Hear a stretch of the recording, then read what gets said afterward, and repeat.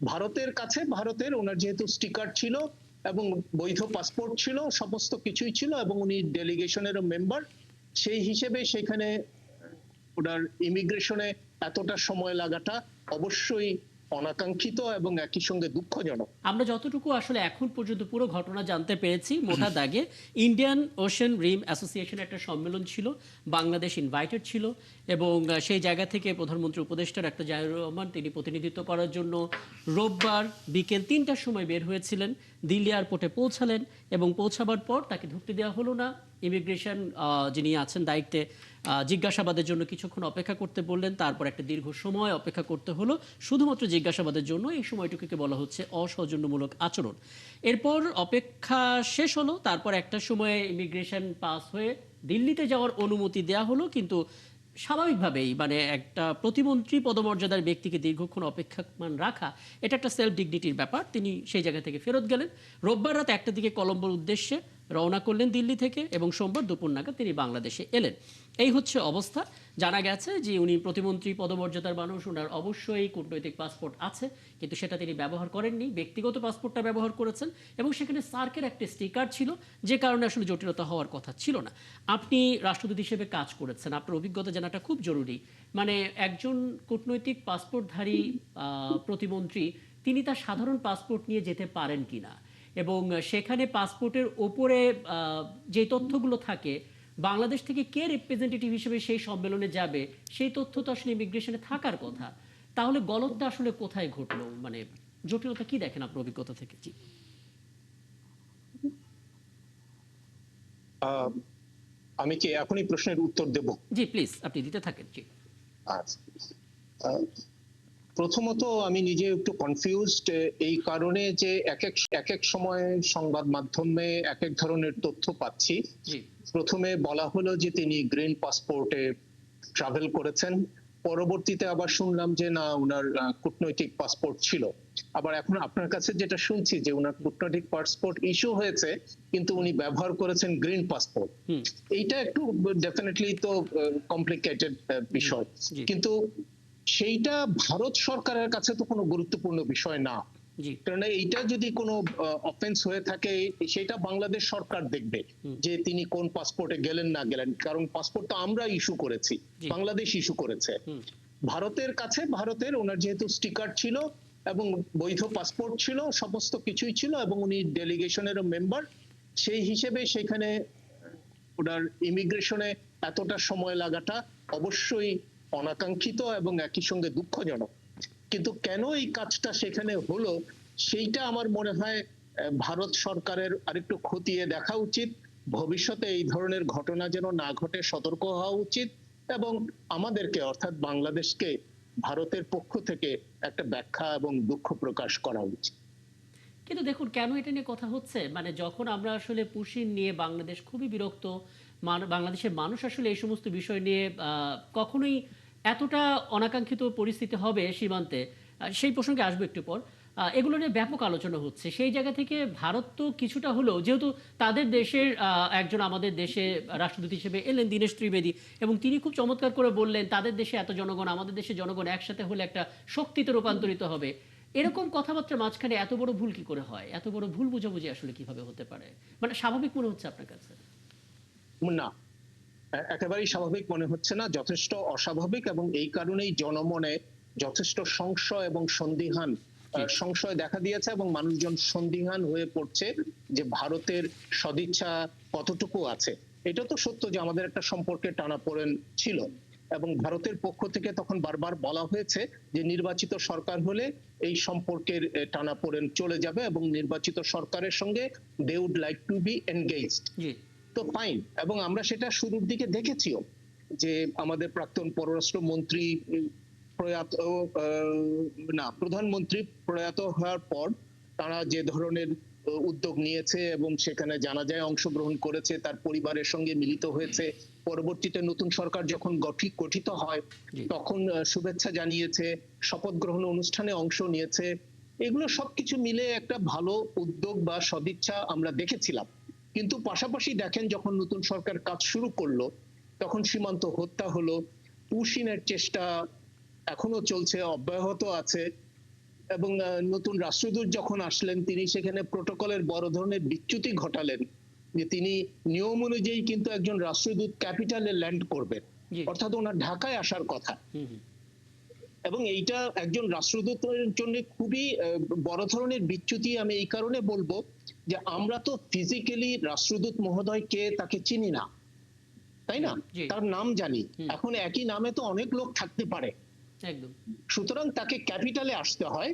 ক্যাপিটালে এসে ওই যে ভারতের রাষ্ট্রপতি তাকে স্বাক্ষর করে যে পরিচয়পত্রটা দিয়েছেন তার একটা কপি এয়ারপোর্টেই বাংলাদেশের পররাষ্ট্র মন্ত্রণালয় প্রতিনিধির কাছে জমা দিতে হয়। জি।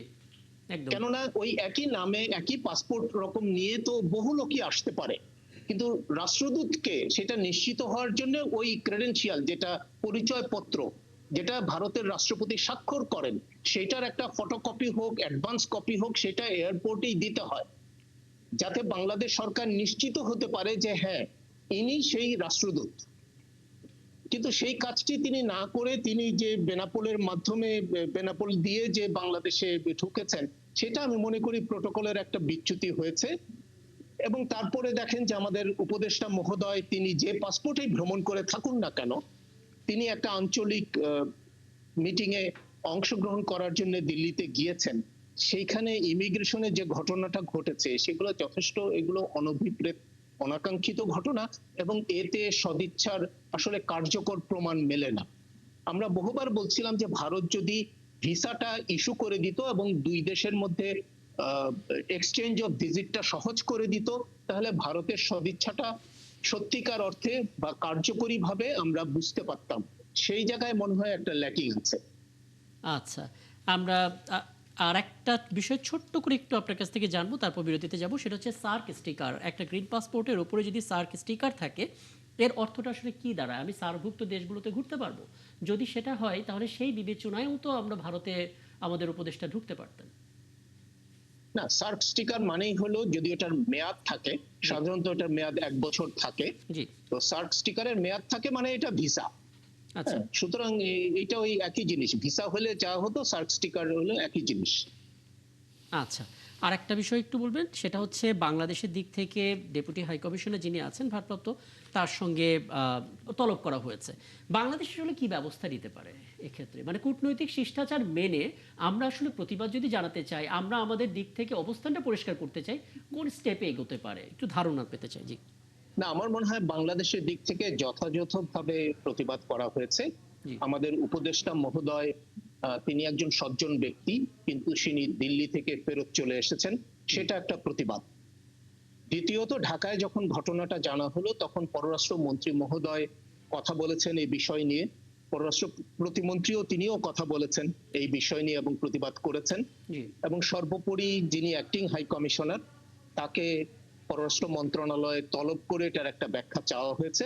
তো এইগুলো হলো একটা সভ্য রাষ্ট্র এইভাবেই জি। প্রতিবাদ করে থাকে, সেই প্রতিবাদটুকু আমাদের দিক থেকে যথাযথভাবে করা হয়েছে। আমি আশা করি ভারত হয়তো এর একটা সদুত্তর দেবে। আমি একটু নিরাপত্তা বিশ্লেষক ব্রিগেডিয়ার জেনারেল অবসরপ্রাপ্ত হাসান মোহাম্মদ শামসুদ্দিন আপনার কাছে যেতে চাই। একটা প্রশ্ন করে গিয়েছিলাম, আরও একবার একটু স্পষ্ট করে বলি। মোটামুটিভাবে 3টা কারণ অনেকে সামনে দাঁড় করাচ্ছেন। প্রথম কারণ যেটা, সেটা হচ্ছে ডাক্তার জাহিদুর রহমানের যে পাসপোর্ট, তার যে গ্রিন পাসপোর্ট, ব্যক্তিগত পাসপোর্ট, সেটা অনেক আগেই ভারতের সরকারের তালিকায় ফ্ল্যাগড ছিল। দ্বিতীয় বিষয়, ওনার যে ইউটিউব চ্যানেল সেটা ভারতে ব্লক ছিল। তৃতীয় বিষয়, কূটনৈতিক পাসপোর্ট থাকার পরও তিনি হয়তো সেটি ব্যবহার না করে সাধারণ পাসপোর্টটাই তিনি ব্যবহার করেছিলেন। এই 3টা কারণ তো বটে। ওদিকে আবার ভারতে, দিল্লিতে বাংলাদেশ হাইকমিশনের কর্মকর্তারা বিমানবন্দরে উপস্থিত ছিলেন ওনাকে স্বাগত জানানোর জন্য। মানে আসলে কোন কোন কারণগুলোর কারণে আসলে ইমিগ্রেশনে এই অসৌজন্যমূলক আচরণটা ঘটলো? এই এই 4-5টা কারণের মধ্যে কোনটা কি আপনি সামনে আনবেন? জি। এগুলো আমরা চিন্তা করতে পারি যে কি কি কারণে হয়েছে। ভারত চায়নি, সেজন্য উনি ভেতরে প্রবেশ করতে পারেননি। যে কোনো একটা কারণ হতে পারে, অথবা কোনো কারণেই হওয়ার প্রয়োজন নেই। জি। বাংলাদেশের পররাষ্ট্র বাংলাদেশের দূতাবাস থেকে যে প্রতিনিধিরা ছিলেন, ওই প্রতিনিধিরা সাথে কথা বলে অবশ্যই যারা ইমিগ্রেশনে আছেন, ভারতের ইমিগ্রেশন অফিসার, তারা এই জিনিসটা দ্রুত সমাধান করে দিতে পারতেন। তার সঙ্গে পরবর্তীতে দুঃখ প্রকাশ করে তাকে সুন্দরভাবে ভারতের অভ্যন্তরে যাওয়ার সুযোগ করে দিতে পারতেন, তারা অনেক কিছুই করতে পারতেন।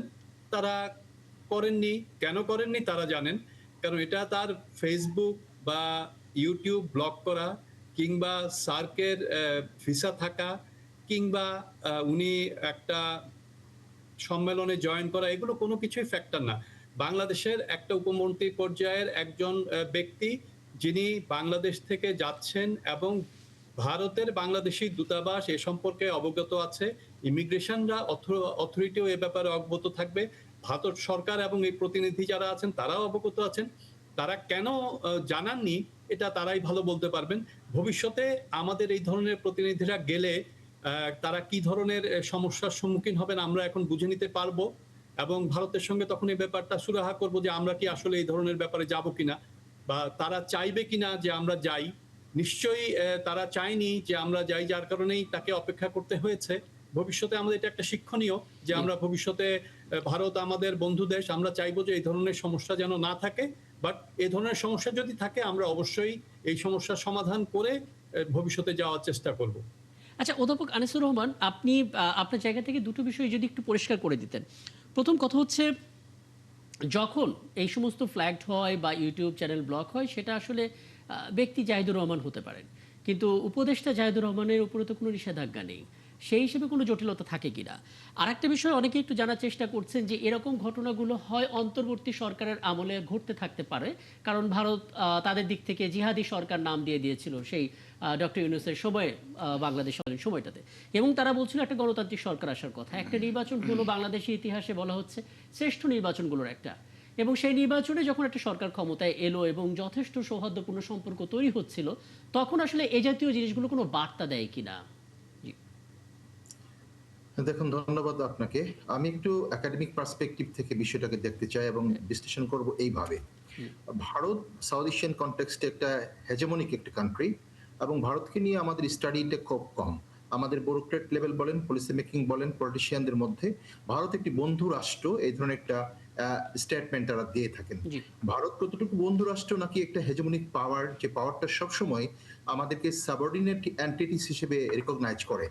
আমি এই ইন এ সেন্স বলছি, আমাদের ডাক্তার জাহিদুর রহমান যদি কূটনৈতিক পাসপোর্ট না নিয়ে যান, ইন দ্যাট কেস এটা হচ্ছে একটা আনপ্রফেশনাল অ্যাপ্রোচ।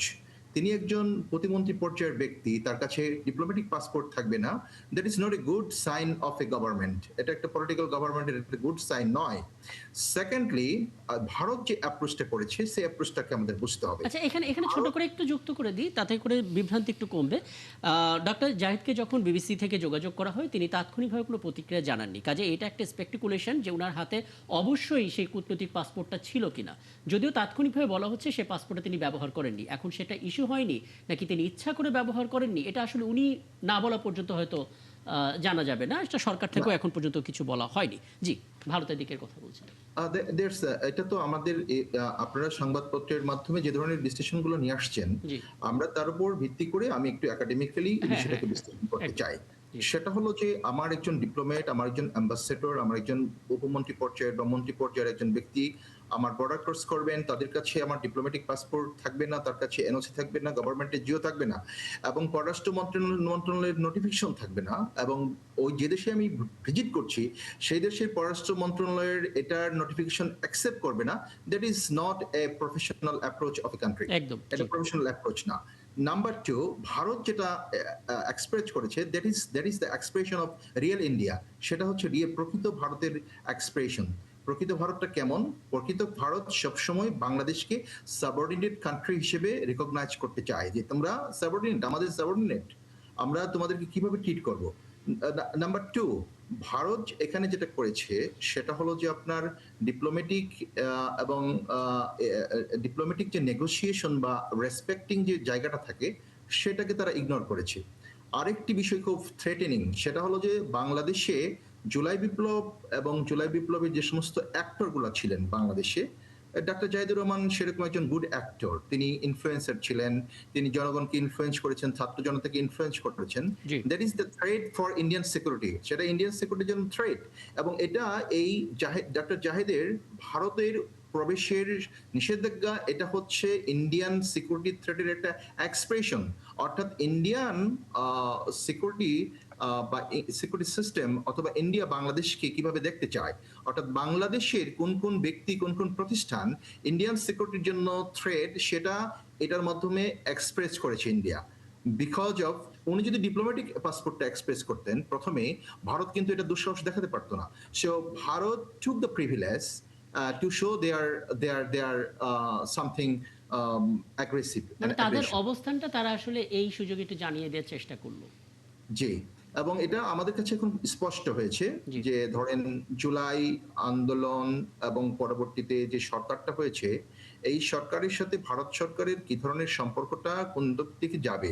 সো আমাদেরকে we should be very much professional in dealing the cases of India. আমাদেরকে ইন্ডিয়াকে ডিলিং করতে গেলে ইন্ডিয়ার সম্পর্কে আমাদের অনেক স্টাডি থাকতে হবে। এবং আমি খুব আশ্চর্য হয়েছি এজ এ একাডেমিশিয়ান যে ভারতের যিনি আসলেন অ্যাম্বাসেডর হিসেবে, এটা আমাদের অ্যাম্বাসেডর মাহফুজুর রহমান খুব সুন্দর করে পয়েন্ট আউট করেছেন। তিনি প্রথমে একটা রং কাজ করেছেন, সেটা হলো ঢাকায় তিনি ল্যান্ড করেননি। সেকেন্ডলি তিনি যে স্টেটমেন্ট দিয়েছেন, that is not a good statement, that is not a statement of a good bureaucrat and good professional bureaucrat.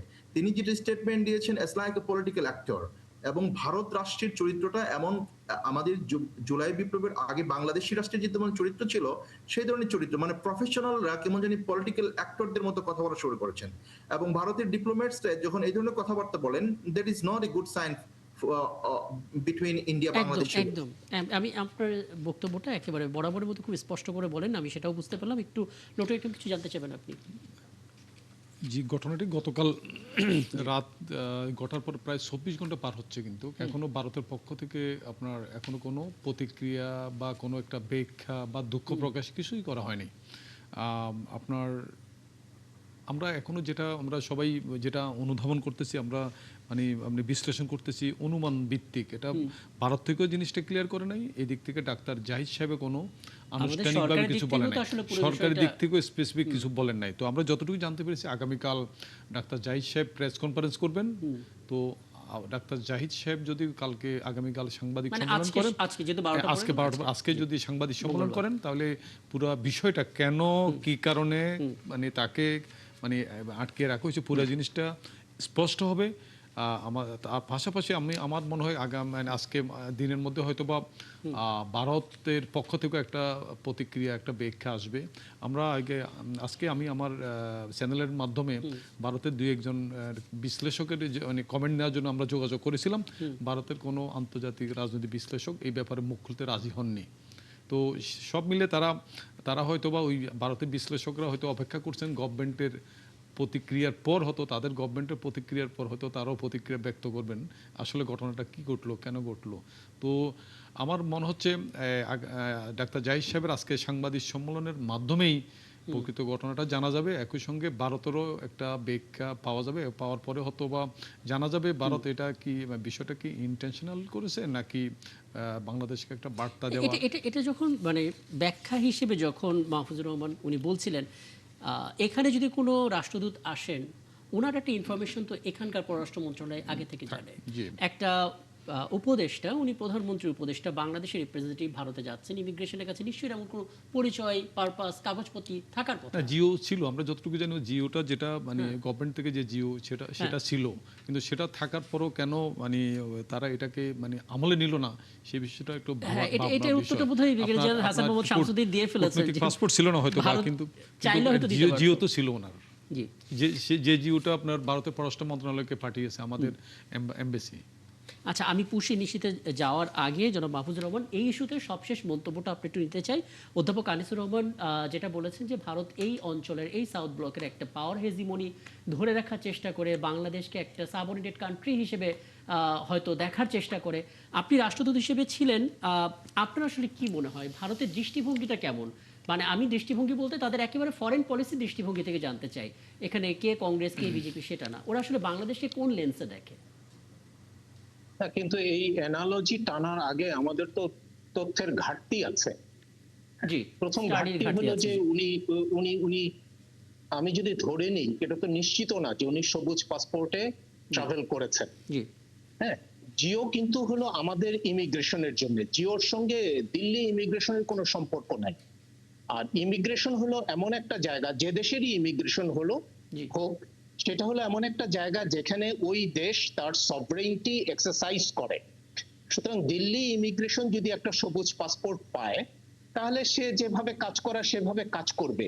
এইখানে কিন্তু তখন আর উপদেষ্টা কি উপদেষ্টা না সেটা বিবেচ্য বিষয় হচ্ছে না প্রাথমিকভাবে।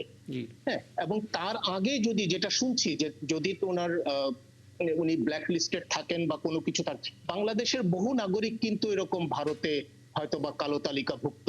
আমি জানি, অনেকের নাম জানি, যাদেরকে আমরা সাধারণভাবে মনে করি যে তারা ভারত প্রেমী, এই ধরনের অভিযোগও যাদের নামে আছে, তাদের অনেককেও কিন্তু ভারত বিভিন্ন সময়ে ওই কালো তালিকাভুক্ত করেছে অথবা ভিসা দেয়নি। এবং এই ধরনের লোকরা দেখা গেছে যে পররাষ্ট্র মন্ত্রণালয়ে এসে তখন সার্ক স্টিকার নিতেন। আচ্ছা।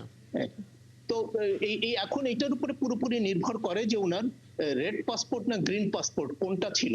আমি আপনাকে বলি, যদি আপনার রেড পাসপোর্ট ইস্যু করা হয়, একটা লোকের কিন্তু দুটো পাসপোর্ট থাকতে পারে না, একদম একদম। একই জি। সময়ে কোনোভাবেই থাকতে পারে না। তো রেড পাসপোর্ট হলে এটা পররাষ্ট্র মন্ত্রণালয় ইস্যু করে। তো ইস্যু করার সময় তার গ্রিন পাসপোর্ট কিন্তু সেটা বাতিল করার কথা। জি। একদম। যদি ওটার মেয়াদও থাকে ওটা বাতিল করার কথা, কিন্তু বাতিল করলেও যেটা হয় সেটা হলো যে পাসপোর্ট, যার পাসপোর্ট তাকে ফেরত দিয়ে দেওয়া হয়, বইটা ফেরত দিয়ে দেওয়া হয়। এখন সেই বই দিয়ে যদি উনি আবার ট্রাভেল করা শুরু করেন অথবা দুইটা পাসপোর্টই সাইমালটেনিয়াসলি ব্যবহার করেন, সেটা কিন্তু একটা ব্যত্যয়। জি। কিন্তু এই ব্যত্যয়ের কারণে আপনার দিল্লি ইমিগ্রেশনের আমি কোনো সমস্যা দেখি না, কারণ এই ব্যত্যয় তো বাংলাদেশ সাইডের ব্যত্যয়। সেখানে একদম। যদি কিছু বলার থাকে বাংলাদেশ তাকে বলবে। হ্যাঁ, কিন্তু দিল্লির কাছে তিনি একটা পাসপোর্ট দিয়েছেন, তাতে যে উনি বাংলাদেশের নাগরিক সেটা প্রমাণ। দ্বিতীয় হলো ওনার যদি সার্ক স্টিকার থেকে থাকে, তার মানে তো ওনার বৈধ ট্রাভেলের জন্য যেটা প্রয়োজন সেটা ওনার সঙ্গে ছিল।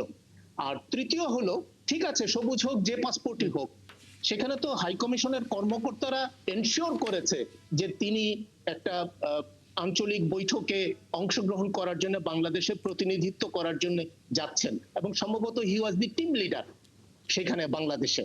হ্যাঁ, সুতরাং সেই প্রশ্ন দিল্লির দিক থেকে আমি আর দেখি না যে করা উচিত।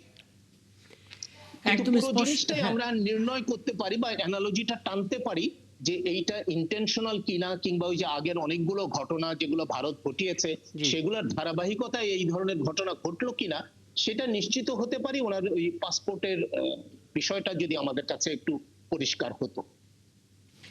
একদম। তার মানে আজকে দিনটা ইম্পর্টেন্ট। আজকে ডাক্তার জাহিদুর রহমান যদি প্রেস ব্রিফ করেন আমরা পুরোটা জানতে পারবো।